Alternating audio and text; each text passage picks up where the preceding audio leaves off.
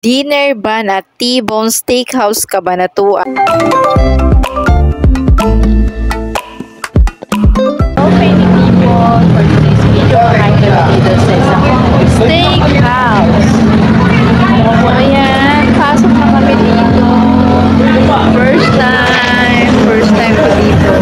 Friendly people, so ito yung time kami ay papasok na dito sa kanilang restaurant, ang T-Bones Steakhouse.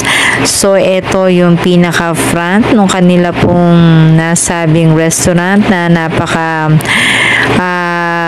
cool ng kanyang dating, at ito kasama ko yung aking family.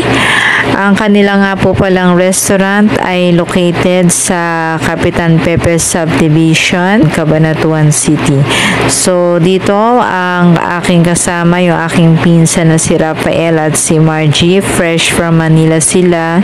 Syempre yung family ko, at dito ay ititreat po nila kami para sa isa na naman pong dinner, at kami nga po ay kakain ng steak.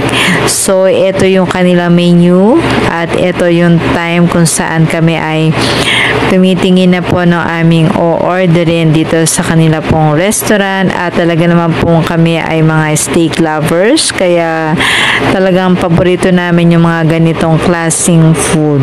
So ayan, at kami ay nagtitingin na ng aming pong order sa kanila pong nasabing steakhouse. Ito nga pala yung mode of payment, at finally dumating na yung aming order. Ito nga pala yung big steak, at ito nga pala may kasama din tong Andy gravy. So meron din sisig, meron din po kami order na bulalo, at ito nga pala yung pork belly. So ito yung aming bonding dinner dito sa steakhouse, at kasama ko yung aking family. Thank you sa aking pinsan, kay Rafael at kay Margie, para dito sa isang pinagsaluhan namin so sarap na dinner dito sa steakhouse. Ito yung amin pong dinner ban. Thank you for watching.